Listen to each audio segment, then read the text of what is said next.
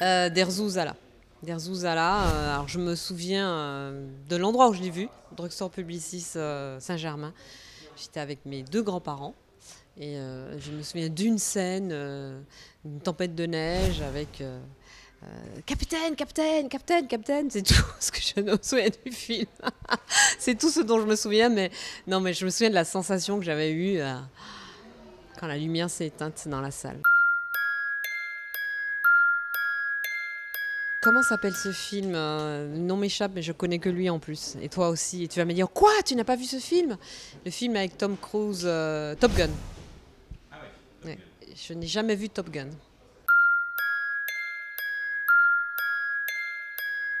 Les Visiteurs. Et je ne veux pas le voir.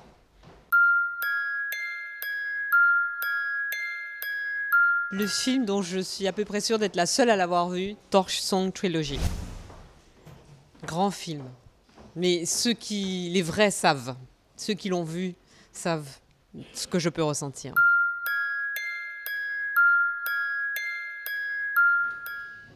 Tous les Missions Impossibles à partir du numéro 2. Parce qu'en fait, tout le monde trouve que le Mission Impossible numéro 1 est très bien et qu'après, tous les autres, c'est des sombres bouses. Et en fait, moi, j'aime tous les Missions Impossibles, même les trucs les plus délirants, quand Tom Cruise saute dans le vide d'un gratte-ciel, descend 3 étages et rentre dans l'appartement 3 étages en dessous. Je suis une fan absolue, comme tous les gens qui aiment le cinéma, je suis une fan absolue de Kubrick. J'adore tous les Kubrick.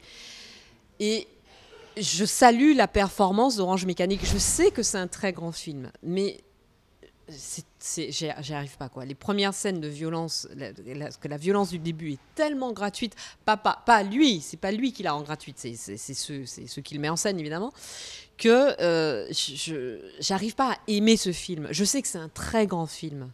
Je regrette pas de l'avoir vu, je pourrais même le revoir, mais je n'arrive pas à l'aimer. Alors que je sais que tous les gens qui aiment le cinéma adorent, les vrais savent, adorent ce film. En revanche, dans ce film, il y a une des scènes qui pour moi, et voilà, s'il y a 5 scènes cultes dans toute l'histoire du cinéma, il y a une des scènes de ce film qui fait partie des 5, c'est la scène où justement, c'est Alex, hein, le méchant, retourne par hasard chez le veuf d'une femme qui l'a violenté, tabassé, etc. et qui se retrouve à table avec le mec. Et on sait que les deux savent qui est l'autre, mais qu'ils ne se le disent pas. Et il y a une scène avec un verre de vin où il se demande si le verre de vin est empoisonné ou pas. Enfin, mais la tension qu'il y a dans le non-dit de cette scène et tout ce que toi, en tant que spectateur, tu te poses aussi comme question, le jeu des acteurs, enfin, voilà, la Kubrick, quoi. C'est génialissime. Moi, c'est une des scènes que je pourrais voir et revoir et revoir, et ça marchera à chaque fois. Mais encore une fois, j'arrive pas à aimer ce film. Le dernier Tarzan. Ah non, mais horrible. En fait, voilà, il y avait la canicule, il faisait super chaud. Je me suis dit, bon, allez, je vais prendre un Magnum, hein, puisqu'on ne doit pas dire de marque, et je vais aller dans une salle de cinéma, je vais entrer, je vais voir le premier film venu. Allez, ça va être une grosse pâtisserie américaine, c'est pas grave, j'y vais. Et en fait, non, il fallait pas. Magnolia de Paul Thomas Anderson, forcément. Elephant, Gus Van Sant. Mais dès que j'aurai fini de répondre à cette question, je serai malheureuse parce que je me dirai ah mais j'ai pas dit ça, j'ai pas dit ça, j'ai pas dit ça. Je sais pas, peut-être un Romer, mais peut-être. Mais je ne saurais même pas te dire lequel. Alors le film que j'ai vu 10 fois au cinéma, qui est aussi un de mes premiers grands souvenirs de cinéma, et qu'ensuite j'ai eu en VHS, hein, s'il vous plaît, à l'époque où on mettait il n'y avait pas de télécommande déjà, il fallait se lever pour changer les chaînes, et ensuite j'ai eu une télécommande à fil avec mon magnétoscope VHS, et j'avais un chargement par le dessus. Donc je mettais ma VHS, et donc le film que j'ai vu en version française, alors qu'il aurait fallu le voir en version originale, c'est West Side Story. Donc maintenant, j'ai le DVD et je le regarde en version originale, mais ça n'a pas la même saveur parce qu'en fait, j'ai gardé les dialogues en français dans la tête.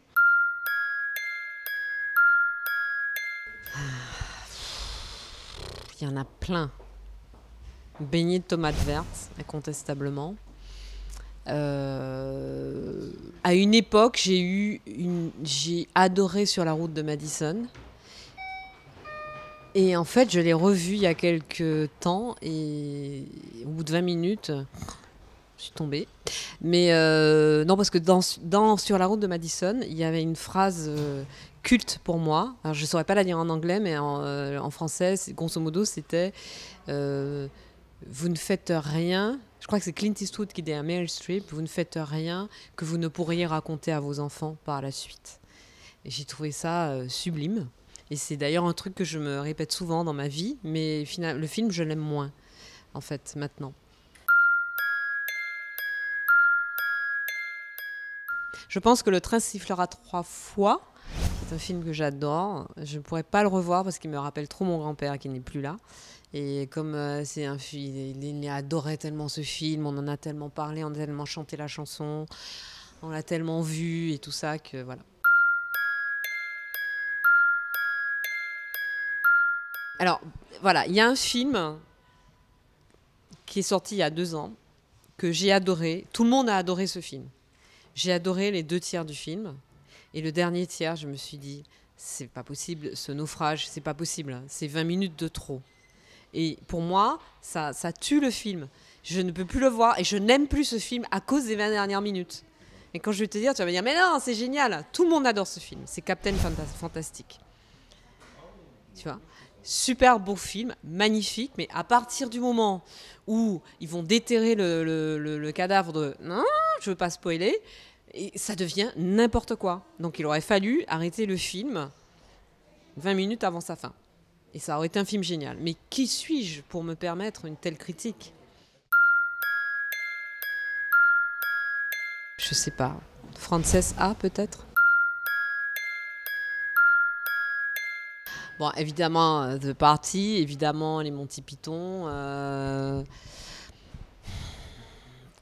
Quand même, je pense que le film le film le plus drôle du monde, ça reste quand même tous les Charlie Chaplin. Parce qu'en fait, évidemment, The Party, c'est génial, c'est à mourir de rire. Et des films hyper drôles, il y en a plein. Des films qui m'ont fait mourir de rire, il y en a plein. Mais dans n'importe quel Charlie Chaplin, par exemple, les temps modernes, c'est plus drôle que The Kid, évidemment, mais il y a un tel génie comique et en même temps une telle poésie, une telle sensibilité que dans n'importe quel endroit du monde où tu projettes un Charlie Chaplin, ce qui n'est pas forcément le cas de The Party, ça marche. Tu le mets n'importe où, dans n'importe quelle langue, devant 10 enfants ou devant 2000 personnes, sur un drap blanc tendu avec un vieux rétroprojecteur pourri ou dans la meilleure salle du monde, ça marche. Et donc ça, pour moi, c'est...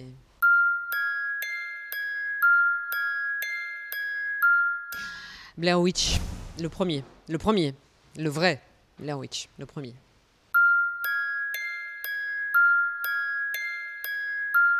Je pense que, enfin, spontanément, Orca me vient à l'esprit. Après, tous les films me font pleurer. Hein. Là, ce week-end, j'ai vu M de Sarah Forestier. J'ai pleuré les 3/4 du film, quoi. Là, spontanément, je te dirais le sachet plastique d'American Beauty. Avec le piano, bien sûr. Tu le chantes là dans ta tête. Ça, c'est un plan qui n'est pas assez long.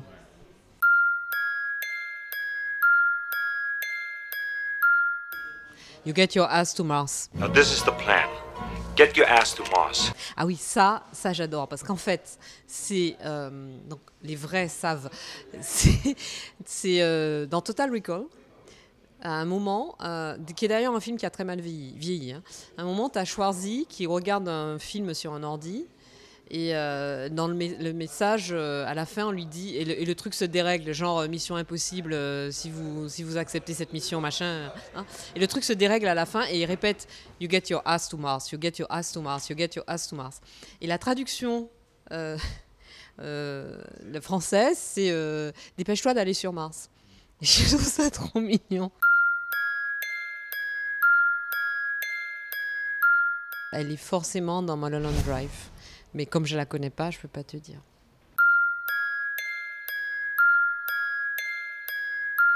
Les plans aériens par drone, s'il vous plaît, messieurs les cinéastes. Le cinéma existait avant les drones. Il était formidable. Donc, si ça n'est pas indispensable, s'il vous plaît, épargnez-nous ça, quoi.